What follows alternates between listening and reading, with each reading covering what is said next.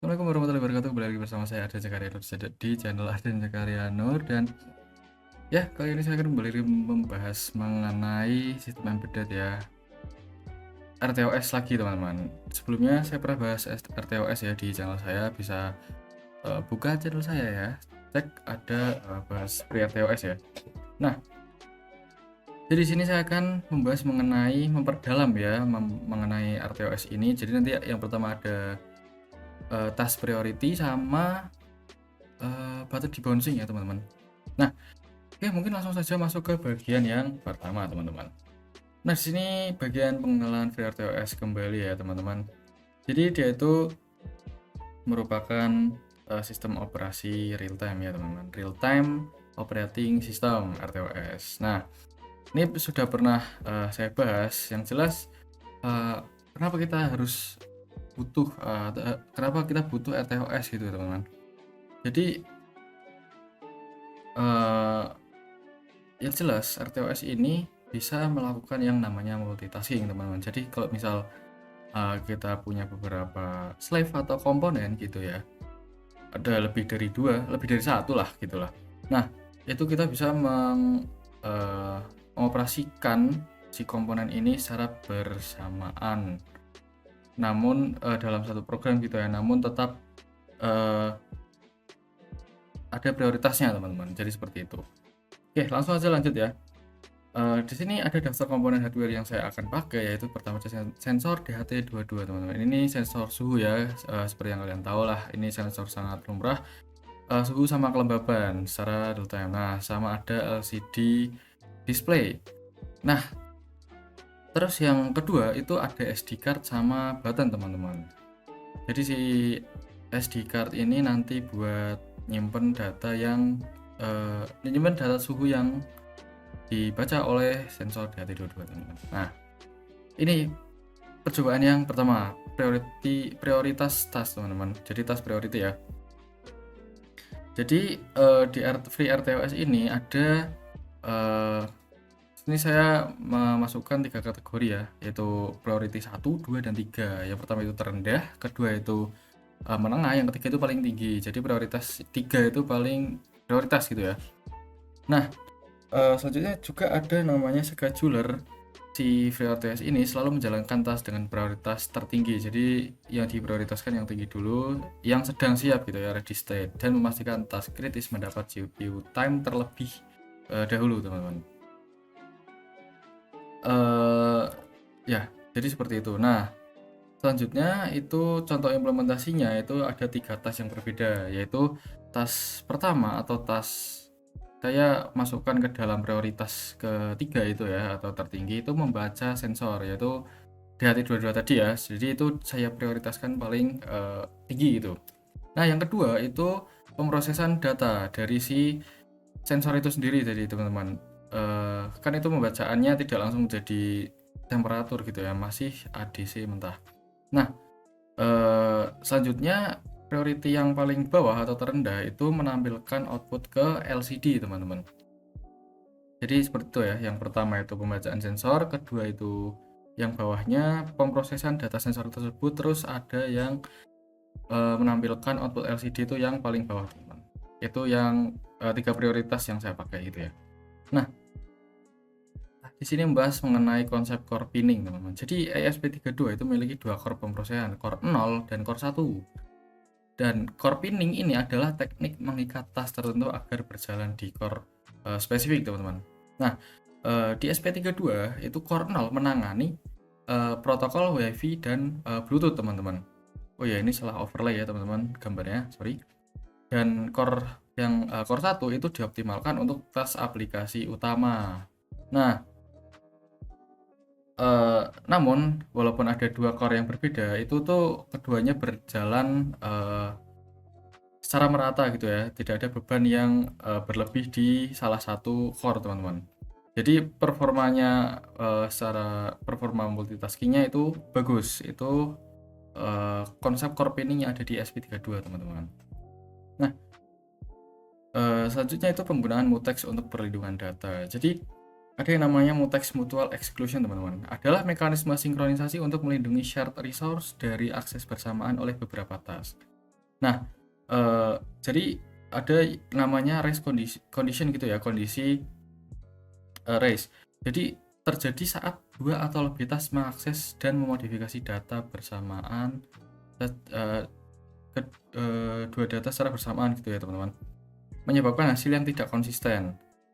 Nah itu jadinya nggak ini ya teman, nggak efektif ya teman-teman. Nah cara kerja muteksnya ini, jadi tas yang ingin mengakses resource harus mengambil tag atau muteks terlebih dahulu teman-teman. Jadi tas yang lain itu tas lain yang mencoba mengakses itu diblokir hingga muteks dilepas. Jadi task yang prioritas gitu ya, dia itu ngambil muteks terlebih dahulu teman-teman. Jadi ketika satu tas udah mengambil muteks atau muteks udah kepake di suatu tas gitu ya, itu nggak bisa diakses oleh tas lain teman-teman. Jadi emang eksklusif buat si tas itu yang udah ambil muteksnya itu sendiri teman-teman. Nah di implementasi di FreeRTOS itu pakainya ini ya, fungsi Ximavor create mutex teman-teman. Untuk membuat itu untuk membuatnya, dan untuk menguncinya itu pakai Ximavor tag, dan untuk melepas resource-nya atau setelah selesai suatu tas itu di give ke tas lain itu pakainya Ximavor give teman-teman. Nah selanjutnya ada logging data ke SD card. Jadi implementasi logging data suhu dan kelembaban keadilan dalam format CSV menggunakan FreeRTOS task. Data dicatat secara periodik dengan timestamp untuk memastikan akurasi pencatatan waktu nyata. Jadi SD card di sini itu digunakan buat penyimpanan data gitu yang telah diambil dari si DHT22 tadi dalam bentuk atau format CSV ya teman-teman. Jadi kalian bisa langsung kopas dan convert ke Excel teman-teman, misal gitu ya. Nah keuntungannya itu memungkinkan analisis tren jangka panjang, monitoring kondisi lingkungan, dan evaluasi performa sistem IoT secara historis tanpa kehilangan data saat perangkat restart. Jadi ketika perangkat restart atau mati gitu ya, data nggak hilang karena ya SD card ini udah nyimpen data yang udah dicatat sama sensor suhu gitu ya misal. Nah lalu percobaan kedua itu hardware interrupt teman-teman. Nah ini yang saya bilang tadi pakai button. Jadi konsepnya itu nah ini button digunakan sebagai trigger interrupt untuk menjalankan handler khusus secara langsung. Jadi interrupt itu memungkinkan microcontroller merespon event eksternal secara instan tanpa mengganggu giliran eksekusi program utama. Jadi kita saya menambahkan button gitu ya buat trigger interrupt untuk menjalankan suatu handler khusus gitu ya. Namun tidak mengganggu giliran eksekusi program utama teman-teman, yaitu pembacaan sensor. Nah, ada perbedaan interrupt dan polling ya. Ini pernah saya bahas di video sebelumnya. Mungkin di sini saya akan menjelaskan secara singkat aja. Jadi interrupt itu lebih responsif dan efisien dibanding polling. Kenapa? Karena polling itu terus-menerus memeriksa status input, membuang CPU time. Jadi benar-benar CPU itu ngecek aktif terus gitu ya, aktif mengecek terus-menerus status input, atau misalkan push button berarti ya pin push button ini benar-benar kayak dicek, diperiksa terus-menerus. Itu polling karena jadi tidak ini ya, tidak efisien, buang-buang waktu CPU gitu. Kalau interrupt itu lebih efisien. Kenapa? Karena ya interrupt terjadi pada saat itu aja gitu ya. CPU memproses pada saat interrupt berlangsung. Kalau nggak ada interrupt ya berarti nggak ada CPU nggak bekerja gitu. Itu lebih bagus ya interrupt ini. Nah, mekanisme binary semaphore. Jadi seperti tadi ya, binary semaphore adalah mekanisme sinkronisasi untuk menghubungkan interrupt handle dengan tas yang menunggu sinyal. Nah, ini tuh berbeda dengan mutex ya teman-teman. Kalau mutex itu melindungi shared resource. Nah, kalau si semaphore itu sebagai signaling atau pensinyalan ya antar tas atau interrupt ya teman-teman. Jadi saat tombol ditekan, ISR itu memberi sinyal semaphore, lalu tas yang menunggu langsung aktif dan memproses event tersebut secara efisien dan responsif. Jadi beda kayak mutex ya teman-teman. Mutex itu kayak ngambil giliran teman-teman, ngambil giliran, kalau giliran udah kelar baru dilempar ke tas berikutnya gitu ya. Jadi agak beda kayak si mutex tadi teman-teman. Nah jadi Ketika saya melakukan percobaan gitu ya, terjadi yang namanya, bouncing gitu teman-teman. Jadi, si push button ini saya hubungkan ke, LED warna merah. Jadi ketika ditekan lalu dilepas kan itu harusnya cuma mati lalu nyala lalu mati gitu teman-teman ya. Namun yang terjadi adalah ketika saya tekan beberapa kali, dan cara tekannya itu kadang, cepet kayak langsung dilepas, kadang saya, sedikit sedikit nahan gitu ya. Nah, itu menjadi, kondisi button-nya itu tidak konsisten teman-teman. Jadi kayak ada bouncing teman-teman. Jadi kayak misal harusnya dilepas mati, malah dilepas nyala. Jadi kondisinya, kondisi awalnya jadi berbeda teman-teman.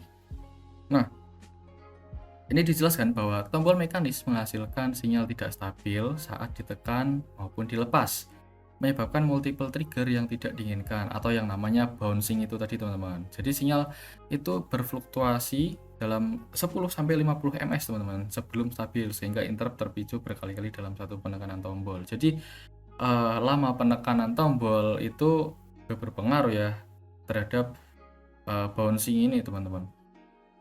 Nah, jadi cara mengatasinya itu pakai teknik debouncing teman-teman. Jadi diimplementasikan menggunakan delay atau timer untuk mengabaikan sinyal palsu. Jadi setelah interrupt pertama terdeteksi gitu ya, interrupt ditekan atau buttonnya ditekan sekali gitu ya, si handler itu menunggu 50 ms sebelum memproses input berikutnya. Jadi menghindari adanya bouncing tadi teman-teman. Jadi ketika ditekan lalu lepas itu handler itu menunggu 50 ms sebelum penekanan kembali itu terdeteksi teman-teman, diambil gitu ya.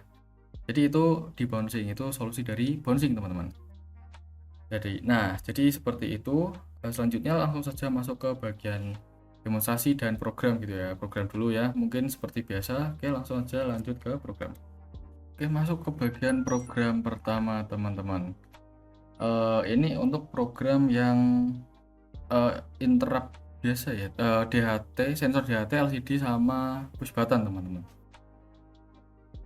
Nah, jadi di sini konsepnya itu di DHT seperti tadi ya, DHT itu membaca sensor dan diproses lalu dimasukkan hasilnya ke dalam LCD, dan ada satu handler lagi yaitu push button yang buat nyalain LED teman-teman.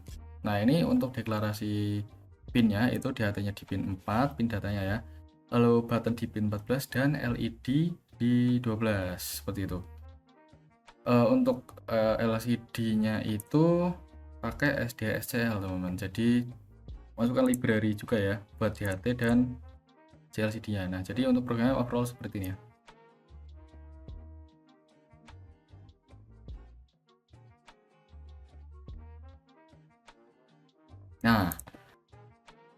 Nah, di sini ini ada tas 1, 2, dan 3. Yang pertama itu ada tas DHT22 itu pembacaan sensor, terus ada pemrosesan yang tadi saya bilang ya, update ke LCD.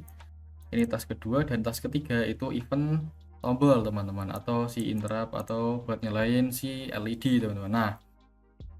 Nah, ini juga ada vitas delay, ini untuk debouncing yang tadi saya bilang karena yang terjadi saat saya sebelum nambahin debouncing itu LED-nya tidak konsisten lah.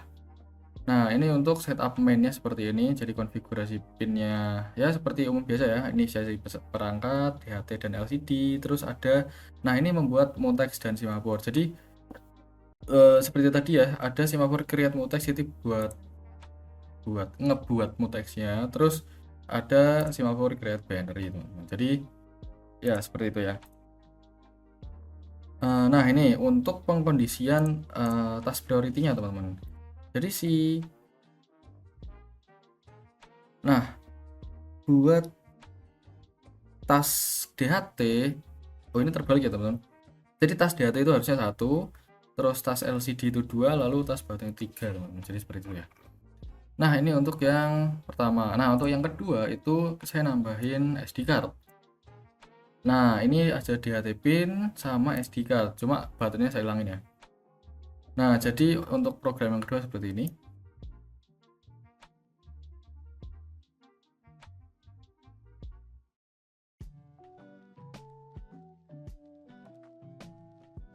Nah, konsepnya itu DHT22 itu mensensing ya suhu dan kelembaban itu, lalu hasilnya dikirim yang tadinya ke LCD sekarang masuk ke SD card dalam format CSV teman-teman. Nah di sini ini ada variabel global mutex dan nah ini prioritasnya teman-teman, data 1 dan task 2 lalu 3. Nah task pertama itu update ke LCD itu prioritasnya lumayan tinggi, terus oh ya tetap pakai LCD ya teman-teman. Terus ada pembacaan DHT, ini prioritasnya sedang, lalu task 3 itu logging data ke SD card. Jadi ini yang paling rendah itu masukin ke SD cardnya itu sendiri teman-teman.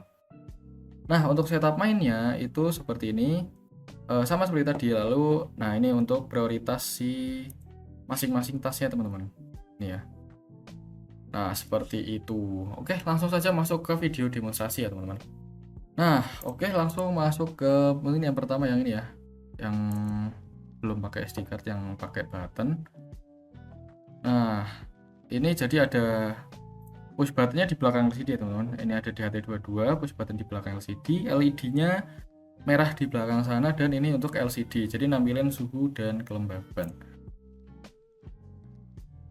Nah itu ketika ditekan itu tetap nyala teman-teman ya, namun tetap ya diprioritaskan yang pembacaan sensor, terus baru update LCD, lalu si LED teman. Nah ini kondisinya saya rekam sebelum pakai bouncing ya teman-teman. Jadi nah ketika saya lepas itu harusnya mati, malahan kondisinya tetap nyala, itu namanya bouncing ya teman-teman. Nah ini programnya sama ya, programnya belum dikasih, cuma belum dikasih di bouncing aja teman-teman. Nah selanjutnya untuk yang kedua itu saya nambahin SD card. Nah itu hiraukan si ini ya LED karena udah nggak kepake. Nah jadi pembacaan DHT ini masuk ke LCD juga masuk ke logging data ke SD card teman-teman. Nah ini udah ada SD cardnya. Nah ini format CSV nya hasilnya seperti ini teman-teman, jadi pakai koma ya pemisahnya, jadi kalian bisa langsung kopas ke Excel ya misal gitu, terus di edit tipe edit datanya gitu ya teman-teman. Nah ini log to SD card gitu. Nah pembacaannya seperti itu teman-teman. Ini ada timestamp, suhu, terus ini presentase kelembaban teman-teman. Nah ini 59, 58 ya seperti itu. Nah oke, mungkin cukup sekian ya untuk video kali ini. Nanti kemungkinan saya ada upload video satu lagi ya terakhir. Nah ini kedua yang terakhir, jadi mungkin ya terima kasih. Jangan lupa subscribe ya teman-teman, komen jika ada yang bingung ditanyakan. Oke, terima kasih. Wassalamualaikum warahmatullahi wabarakatuh.